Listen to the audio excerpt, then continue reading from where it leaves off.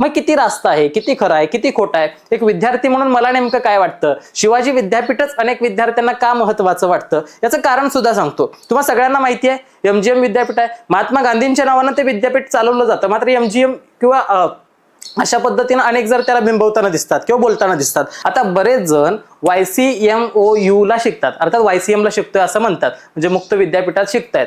परंतु या YCM चा लॉंग फॉर्म काय, तर यशवंतराव चव्हाण मुक्त विद्यापीठ असं त्याला म्हटलं जातं. मात्र तसं कोणी उल्लेख करतं का, तर नाही, YCM ला शिकतोय.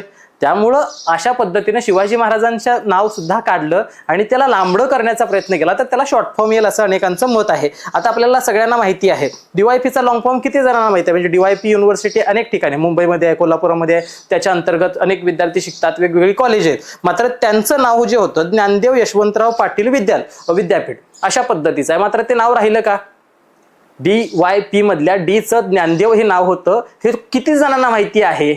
हा मोठा चिंतनाचा मुद्दा आहे. म्हणून मुख्य जो गाभा आहे तो हरवला जाईल असं सुद्धा अनेकांचं मत आहे.